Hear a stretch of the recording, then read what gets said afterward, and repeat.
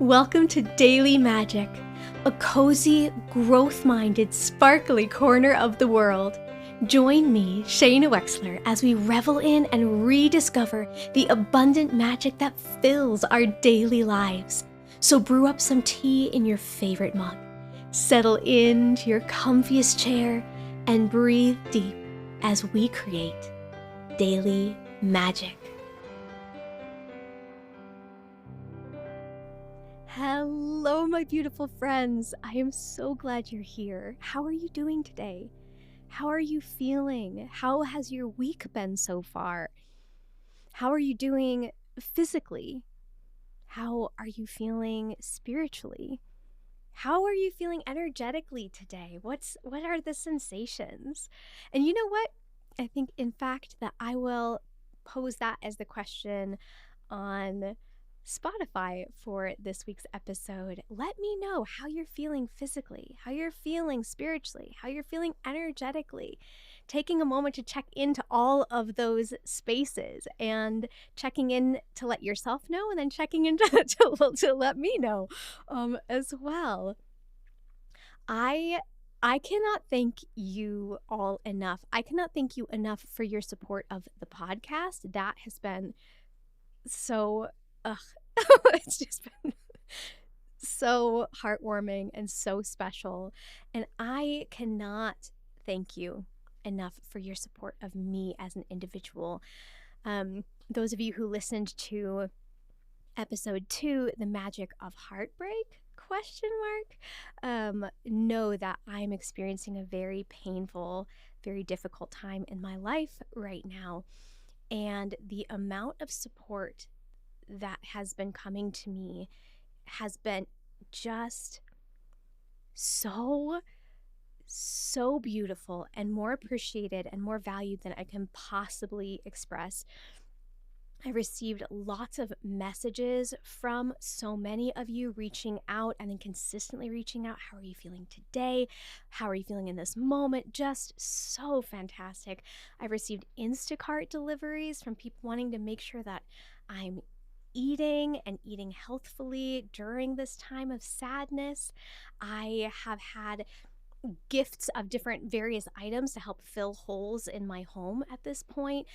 Friends who have taken me out to dinner, friends who cooked me dinner in my home, and even the most magical care package in the entire world.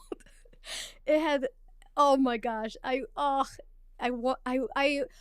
truly hope that each and every one of you get a care package this special at some point in your life, because it was every single thing that I pulled out. I was just like, it brought such hope inside of me, and I felt this like magical twinkle, and to feel that at this time is like, whoa, oh my gosh, there I am. It helped me like tap into myself and find myself. There was unicorn soap. There was one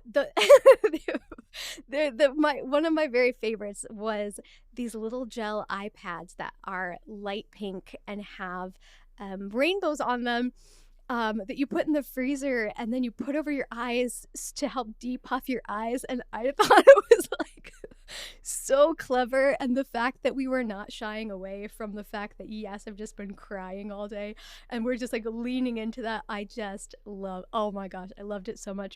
And also in there were multiple kinds of tea as a celebration of the podcast and just me in general. And actually, I am sipping one of those for our episode today. It is a toasted almond matcha, and it's really good. It's really good. What are you each drinking? Are you all set up? Are you ready to go? I'm just so happy to be here with you, and I could not feel more gratitude for you. I know I've said that 37 times already within the first 3 minutes, but I'm so grateful. In episode 2, The Magic of Heartbreak, I posed this open-ended question, like, is there magic to be found even in the depths of heartbreak? That it was like this question of, will we find over time that there is magic even in a space like this? And not even 2 weeks later, I can say for sure that I've experienced so much magic in the form of support, both expected and unexpected.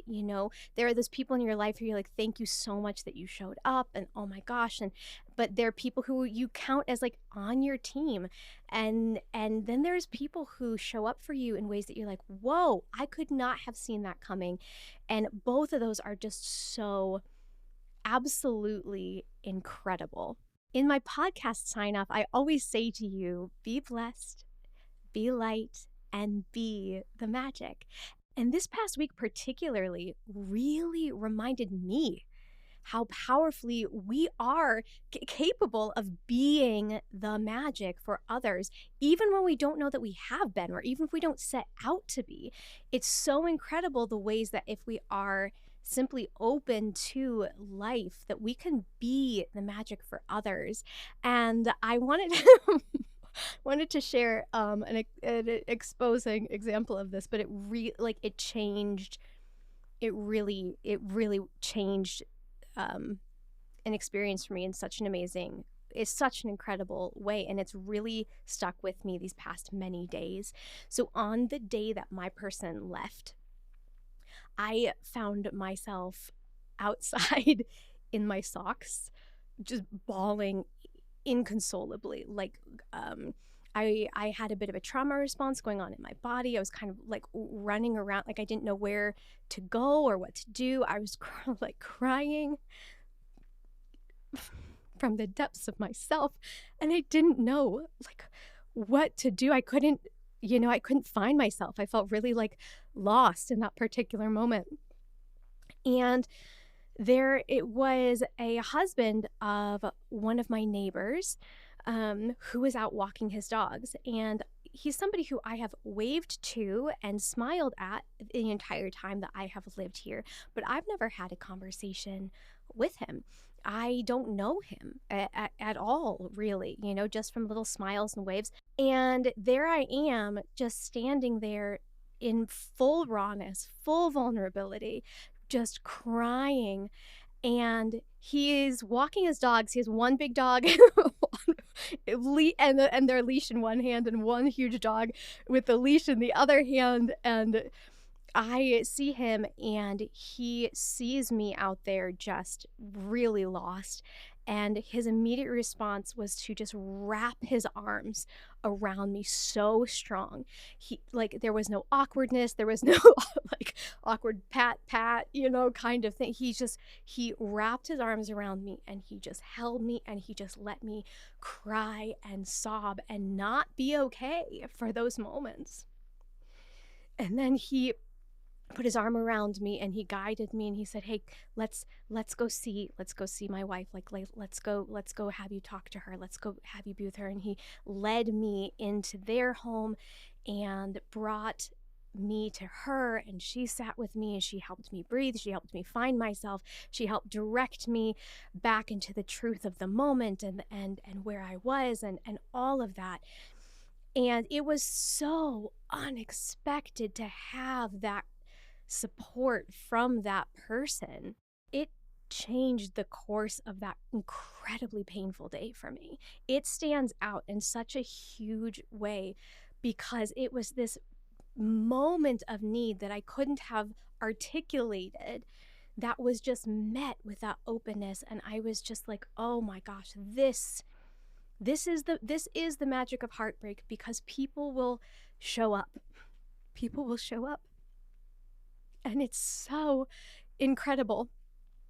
I'm so, I said this already, I am so grateful. I feel so grateful. And it was such a strong reminder to me of the fact that we, collectively, we are the universe. We talk so often of like, I'm asking the universe to bring me this, I'm asking the universe to bring me that, or I'm praying to God for XYZ, or I'm praying for this. And we kind of imagine this kind of nebulous idea of this force that's going to bring that thing to us. But we as a community, we as a collective, as individual humans, We are the universe. We bring the answers to people's prayers to them. We are the answer to somebody's prayers. We are able to help in ways that people are praying for. So whatever resources that we have, whether that be time, whether that be influence, whether that be money, whether that be a special skill, whatever it may be, whether it be empathy, whether it, may be understanding, a listening ear, whatever that abundance is, when we give that freely, we are answering prayers that other people have had. We are filling needs that other people have had. We are the universe. We can answer prayers. We can be the magic. And I am now going through my days just really going, how can I be the magic today? And please, please help me be the magic for others today. It is so impactful, and I am so grateful. So the topic of the podcast today is the magic of rituals.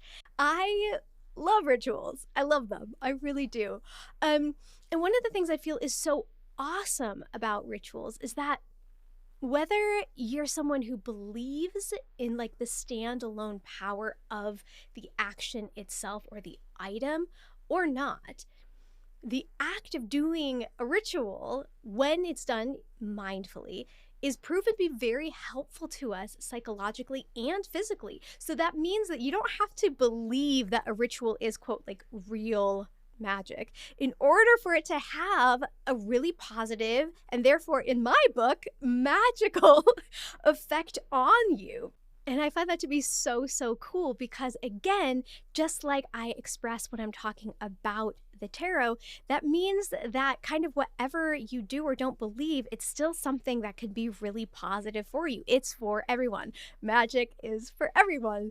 And I really value that. So there's a few different categories of types of ritual. There's spiritual rituals, cultural rituals, and social rituals. But let's just talk about some of the spiritual ones today, okay?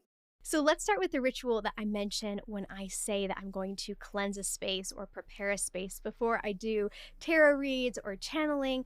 And that is the idea of using sage or palo santo, which are these little pieces of wood. The palo santo is Spanish for holy wood. So it is a type of wood that you burn to create smoke that is thought to be holy. So in multiple different cultures around the globe, sage and palo santo are thought to have magical qualities that can really help cleanse a space, that can take out any bad energy, any stale energy, anything kind of along those lines.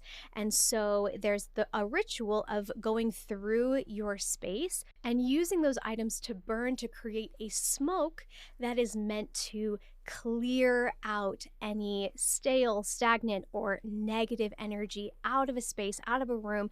There are a lot of different spiritual practices throughout the globe that use various aspects of smoke to cleanse and clear and all of that. So that's what I'm pointing to that I do specifically to prepare my space when I'm getting ready to do a read. And of course, there are a lot of spiritual rituals across the globe that have a belief that the actual item or actions or order of actions have a magical effect on our space, on our energy, on our physical bodies. So other examples would be that really Aztec ceremony of the cacao ceremony. These are ceremonies in which this hot brewed cacao with different spices in it is sipped, but it is with this really strong intention of using this ceremony and using this cacao, which they refer to as medicine, to open the heart chakra and to create more love and more connection and more self-love and healing in that heart chakra space and area. Of course, there are stones and crystals used in a lot of different traditions and various stones and various crystals have different attributions to parts of the body that they can heal or they can open. That can be related to the chakras or not. There's, of course, Japanese tea ceremonies where it's not just the act of drinking tea. And you knew I had to bring tea into this somehow. I'm never not going to talk about hot beverages in an episode.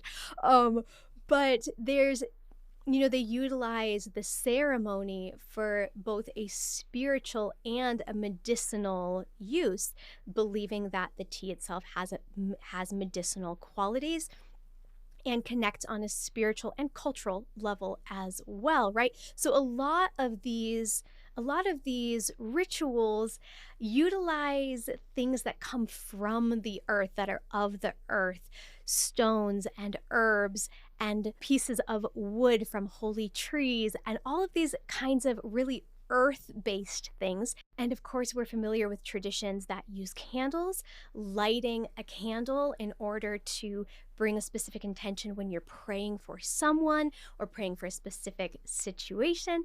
So for a lot of people, a question that comes up is, okay, is the item or the act of the ritual itself actually magical? Like, is that herb actually magical? Does it have power on its own? I hope so. Like, I personally feel that it does. I do. But the great thing is that even if it doesn't at all, there is power, strong power that comes from the intention that we're putting behind that ritual action, the intention and attention that we're putting on a specific part of ourself or onto others when we are taking the action of that ritual. And I'm not talking about like invoking the placebo effect here. I'm not talking about making yourself believe that something's happening. I'm speaking about the fact that when we use a ritual to bring our awareness, our attention, our intention to something specific, we are helping to program and reprogram our minds and our subconscious in a positive way. So for example, when we're talking about stones, right?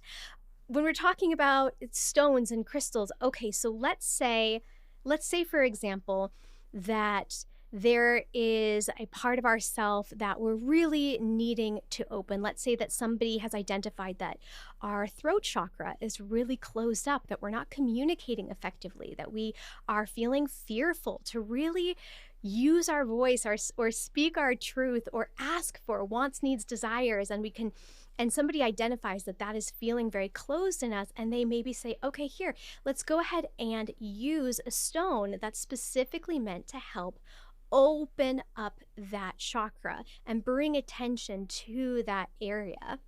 And let's say your spiritual advisor says, here, I want you to take this labradorite. I want you to take this blue labradorite stone, and I want you to keep it in your pocket for this next week so that it can help you open up your throat chakra and you can have more advocacy over expressing yourself. Okay, well, maybe the stone itself has that magical property that really helps attune and open and align that throat chakra. But even if it doesn't, if we are carrying this piece of labradorite in our pocket every single day, if we are taking that piece of labradorite and we are consciously and intentionally putting it into our pocket every single day, the simple act of taking it, putting it into the pocket with the intention of working on that throat chakra, we are programming ourselves to be thinking about the things that are going on in our throat chakra. And then every time we put our hand into our pocket and we feel that piece of labradorite, we are brought back to the reminder about, oh yeah, I want to be in a space where I'm expressing more openly. And oh, okay, this is a reminder. So every single time that we have even the subtlest awareness of that stone, our subconscious and conscious mind are creating new pathways of bringing attention and intention on how we want to express ourselves, how we want to open up more. And so just by it being there and just by there being the intention for that to help us in that manner, we are reprogramming our mind to be able to put the attention on healing and opening that space within ourselves. Furthermore, and yes, I just said furthermore, rituals have been proven to help us manage anxiety and stress because the action of doing a ritual helps us to ground and come back into our bodies. A ritual helps us to create a sense of order and predictability, which can really be anchoring in those times of uncertainty and unknowns that can cause that anxiety and that stress to rise up within us, because rituals have a ritualistic nature, because they have a certain order and a certain intention and a certain way that they are moved through. That order helps us create internal order in those moments, which helps us to create that sense inside of ourselves that anchors us and brings us back in. So psychologically, we are really, really helped by doing rituals, especially consistently. So for me, when I'm feeling anxious or overwhelmed or fearful or even just scattered, or I feel that I have like a disparate energy kind of going on or unable to focus, that kind of a feeling, I love to use Palo Santo. I love how it smells, and I heard that it is more sustainable to source than sages at this point in time. But anyways, I use Palo Santo all the time in those moments to help myself reboot, reset, redirect myself, right? So I'll light this piece of Palo Santo and I'll have that scent that grounds me, and I will do a certain pattern of cleansing over myself, and I will bring my intention into changing my energy, focusing my energy, cleansing fear off of me, whatever it may be in that moment. I'll bring my intention into that. I'll set that as, okay, I am lighting this, I'm doing this particular ritual because I'm feeling some kind of way that I am ready to clear, I'm ready to move past, and I'm using this ritual to help me ground and center. And rituals are very fun. Like, I also feel really cool when I do it. So yes, for me, do I think that Palo Santo has magical qualities? Yes, I do. But even if it doesn't, doing that ritual with Palo Santo helps me every single time because of the mindset that I put behind it, the intention that I am creating when I use that practice. So I also feel that if I was just simply lighting it, waving it around mindlessly, not really thinking about what it is that I am intending to do with this, could there be magical qualities that happen for me at that time? Yeah, maybe. But I also think that that really powerful piece is putting the attention and intention and motivation into what it is that we are intending in that particular moment. So I am going to invite you to try to integrate one kind of ritual into your day on a consistent basis. And it can be, again, it can be a spiritual ritual, it can be a social ritual, it can be a cultural ritual, and you can obviously look those things up and see what resonates with you as something that you're like, oh, I could do that on a regular basis. But I invite you to try integrating a ritual into your day-to-day and really creating the intention around what you want to create with that particular ritual. And then let's check back in with it over time and see how the integration of that ritual feels and how you are thinking about it and what it does within your body, your psyche, your spirits. And yeah, let's share that with one another. So I would also love to have you tell me, get in touch with me. Instagram would be wonderful. Let me know what ritual you're choosing to integrate. And actually, if you want to take a picture of that ritual, if it's whatever it is, take a picture of that and you can please tag me, please tag the community. I can pop it up on my stories. Of course, I am going to put a picture of my tea party and some of my rituals and the tarot cards from today. We're going to put all of that up there as well. And I would love it if, as you guys are doing these things, you're having the tea parties, you're answering the questions, I would love it if you would share it in a way that I can continue to share on my stories with the rest of the community as well. I love the idea of trying these things together, tapping into these daily magic practices together, and then checking in and going, how's that going for you? How are you feeling about that? So yes.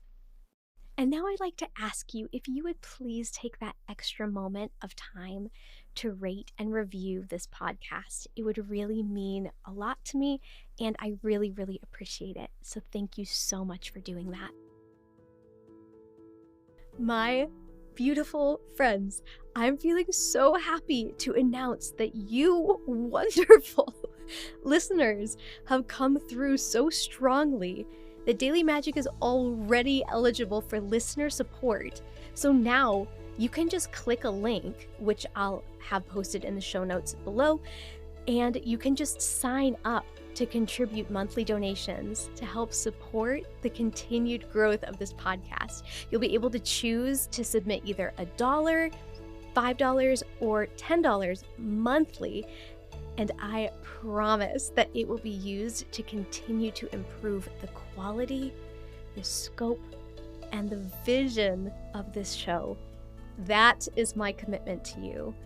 Thank you so much for considering becoming a monthly sponsor. Thank you so much for sharing this precious time with me.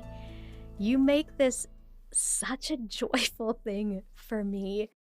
Until next week, be blessed, be light, and say it with me, be the magic. Bye, my friends.